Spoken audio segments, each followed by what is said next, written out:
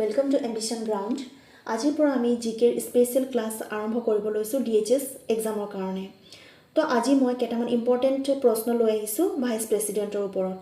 তো আপোনালোকে জানে যে আমাৰ ভাইচ প্ৰেছিডেণ্ট আমাৰ চেঞ্জ হৈছে। তো ইয়াৰে বিষয়ে মই কেইটামান ইম্পৰ্টেণ্ট প্ৰশ্ন আলোচনা কৰিম। তো আহক আৰম্ভ কৰোঁ আজিৰ ভিডিঅ'। চাওক ইয়াত 1 নম্বৰ দিয়া আছে আমাৰ। চাওক who has become the new vice president of India. ভাৰতৰ নতুন উপ ৰাষ্ট্ৰপতি কোন হয়? তো ইয়াৰ শুদ্ধ আনসাৰটো হ'ব আমাৰ Jagdeep Dhankhar, option number B. 2 number দিয়া আছে। চাওক Jagdeep Dhankhar has become the vice president of India of which number. Jagdeep Dhankhar আমাৰ ভাৰতৰ কিমান নম্বৰ আমাৰ উপৰাষ্ট্ৰপতি হয়? তো ইয়াৰ শুদ্ধ আনসাৰটো হ'ব আমাৰ অপশ্যন নম্বৰ চি 14 নম্বৰ। তো জগদীপ ধনকৰ আমাৰ 14 নম্বৰ আমাৰ ভাইচ প্ৰেছিডেণ্ট হয়। 3 নম্বৰ প্ৰশ্নটো হ'ল চাওক Jagdeep Dhankhar became the 27th governor of which state of India in 2019। তো জগদীপ ধনকৰ 2019 চনত ভাৰতৰ কোনখন ৰাজ্যৰ আমাৰ 27 নম্বৰ ৰাজ্যপাল আছিলে? তো এইটো আছিলে আমাৰ ৱেষ্ট বেংগলৰ, অপশ্যন নম্বৰ বি। 4 নম্বৰ প্ৰশ্নটো হ'ল who has been replaced by Jagdeep Dhankhar the new vice president of India. ভাৰতৰ আমাৰ নতুন উপৰাষ্ট্ৰপতি আমাৰ জগদীপ ধনকৰে কাৰ স্থান লৈছে? তো এইটো লৈছে আমাৰ ভেংকায়া নাইডুৰ। তো জগদীপ ধনকৰৰ আগত আমাৰ ভাইচ প্ৰেছিডেণ্ট আছিলে ভেংকায়া নাইডু আৰু ইয়াৰে স্থান লৈছে আমাৰ জগদীপ ধনকৰে। তো ইয়াৰ শুদ্ধ আনসাৰটো হ'ব আমাৰ অপশ্যন নম্বৰ ডি।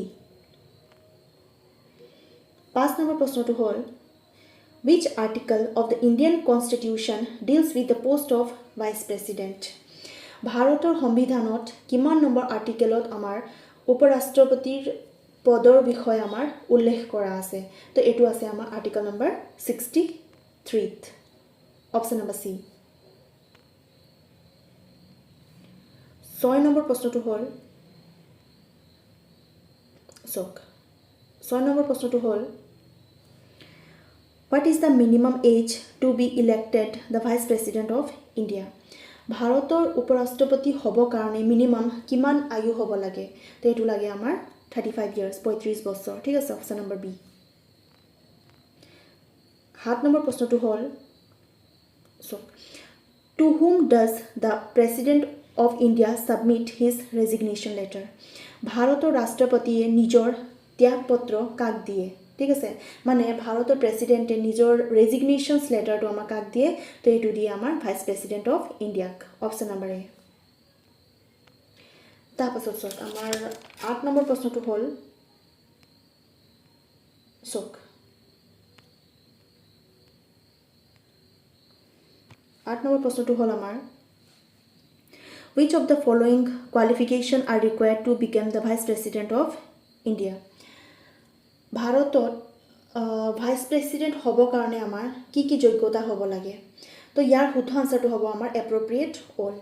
তো চাওক ইয়াত অপশ্যনছখিনি কি কি দিয়া আছে, আমাৰ কি কি যোগ্যতা হ'ব লাগে? তো ইয়াত আমাৰ এ নম্বৰ দিয়া আছে আমাৰ এ চিটিজেন অফ ইণ্ডিয়া, ইণ্ডিয়াৰ আমাৰ চিটিজেন হ'ব লাগে।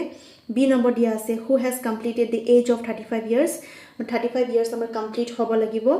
চি নম্বৰ দিয়া আছে be eligible to become a member of Rajya Sabha, মানে ৰাজ্যসভাৰ মেম্বাৰৰ কাৰণে আমাৰ ইলিজিবল হ'ব লাগে। তো ইয়াত মই কেইটামানে ইয়াত আমি কোৱালিফিকেশ্যন মানে ইয়াৰ যোগ্যতা আমি মেনশ্যন কৰিছোঁ, কিন্তু আৰু কিছুমান আমাৰ যোগ্যতা হ'ব লাগে ভাইচ প্ৰেছিডেণ্ট হ'বৰ কাৰণে। তো মই যেতিয়া পলিটিকেল ছায়েন্সৰ ক্লাছ লৈ আহিম তেতিয়া মই ডিটেইলছ মই ডিছকাছ কৰিম সেইটো। ঠিক আছে, তো ইয়াৰ শুদ্ধ আনসাৰটো হ'ব আমাৰ appropriate all, option number D. তাৰপাছত চাওক 9 নম্বৰ দিয়া আছে আমাৰ চাওক which vice president has been awarded the Bharat Ratna. তলত দিয়া অপশ্যনছখিনিৰ পৰা আমাৰ কোন উপৰাষ্ট্ৰপতিয়ে আমাৰ ভাৰত ৰত্ন আমাৰ পুৰস্কাৰ লাভ কৰিছিলে? তো এইটো লাভ কৰিছিলে আমাৰ ডক্টৰ সৰ্বপল্লী ৰাধাকৃষ্ণাই। তো 1954ত আমাৰ ডক্টৰ সৰ্বপল্লী ৰাধাকৃষ্ণায়ে ভাৰত ৰত্নৰ পুৰস্কাৰ আমাৰ লাভ কৰিছিলে। তো ইয়াৰ শুদ্ধ আনসাৰটো হ'ব আমাৰ অপশ্যন নম্বৰ এ। 10 নম্বৰ প্ৰশ্নটো হ'ল চাওক in wish article of the Indian constitution of India the oath of the vice president is mention.